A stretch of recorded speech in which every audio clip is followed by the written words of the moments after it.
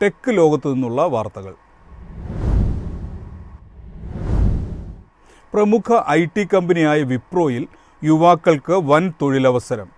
2025-26 സാമ്പത്തിക വർഷത്തിൽ 10,000 മുതൽ 12,000 വരെ പുതുമുഖങ്ങളെ നിയമിക്കാനാണ് കമ്പനിയുടെ തീരുമാനം. വിപ്രോയുടെ മന്ദഗതിയിലുള്ള നിയമനങ്ങൾക്കും പിരിച്ചുവിടലുകൾക്കും ആഭ്യന്തര മാറ്റങ്ങൾക്കും ശേഷമാണ് ഇത്ര വലിയൊരു അവസരമൊരുങ്ങുന്നത്. കമ്പനിയുടെ വരുമാന റിപ്പോർട്ട് പുറത്തിറക്കിയതിനു ശേഷം നടത്തിയ പത്രസമ്മേളനത്തിലാണ് ചീഫ് HR ഓഫീസർ സൗരവ് ഗോവിൽ പുതിയ നിയമനങ്ങൾ സംബന്ധിച്ച വിവരം പുറത്തുവിട്ടത്.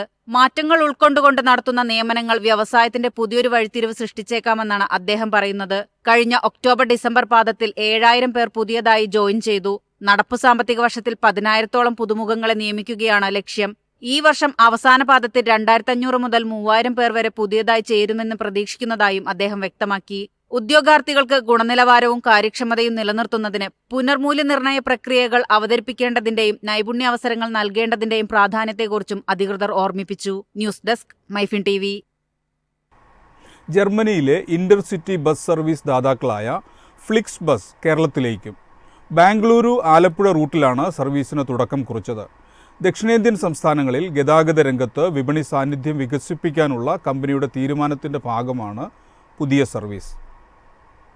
ദീർഘദൂര ബസ് യാത്രകൾക്കായി യൂറോപ്പ്, നോർത്ത് അമേരിക്ക, തുർക്കി എന്നിവിടങ്ങളിൽ ആരംഭിച്ച ട്രാവൽ ടെക് കമ്പനിയാണ് ഫ്ലിക്സ് ബസ്. രാത്രി 8:35 ബംഗളൂരുവിൽ നിന്ന് പുറപ്പെട്ട് പിറ്റേ ദിവസം രാവിലെ 10:05 ആലപ്പുഴയിലും, തിരിച്ച് ആലപ്പുഴയിൽ നിന്ന് രാത്രി 7:30 പുറപ്പെട്ട് പിറ്റേ ദിവസം രാവിലെ 9:25 ബംഗളൂരുവിലും എത്തിച്ചേരും. കൃഷ്ണഗിരി, സേലം, ഈറോഡ്, തിരുപ്പൂർ, കോയമ്പത്തൂർ, പാലക്കാട്, തൃശൂർ, കൊച്ചി എന്നിവിടങ്ങളിലാണ് സ്റ്റോപ്പുകൾ. ഫ്ലിക്സ് ബസ് വെബ്സൈറ്റ് വഴി ബുക്ക് ചെയ്യുമ്പോൾ 1,400 രൂപയാണ് നിരക്ക്. ദക്ഷിണേന്ത്യയിൽ ചുവടുറപ്പിക്കുന്നതിന്റെ ഭാഗമായി ഗോവയിലേക്കും സർവീസ് ആരംഭിച്ചിട്ടുണ്ട്. ബംഗളൂരുവിൽ നിന്ന് ഗോവയിലേക്ക് 1,600 രൂപയാണ് ഈ ആഡംബര ബസ് യാത്രയുടെ നിരക്ക്.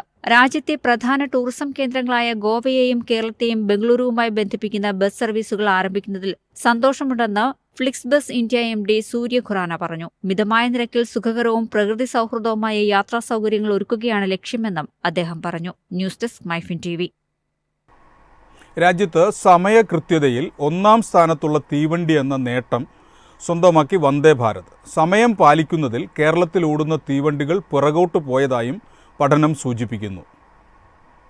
റെയിൽവേ ടിക്കറ്റിംഗ് പ്ലാറ്റ്ഫോമായ റെയിൽ യാത്രിയുടെ ഡാറ്റകൾ അടിസ്ഥാനമാക്കി തയ്യാറാക്കിയ റിപ്പോർട്ടാണ് പുറത്തുവന്നത്.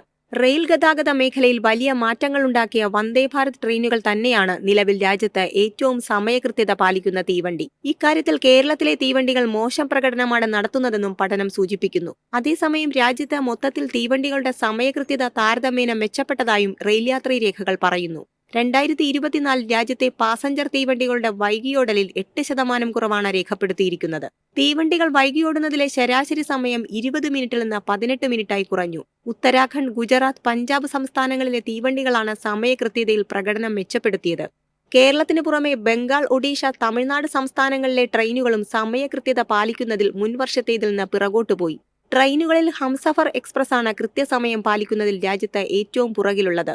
കഴിഞ്ഞ വർഷം വെച്ച് നോക്കുമ്പോൾ പ്രകടനം മെച്ചപ്പെടുത്തിയെങ്കിലും ശരാശരി 55 മിനിറ്റ് വരെയാണ് ഈ ട്രെയിനുകൾ വൈകിയോടാറുള്ളത്.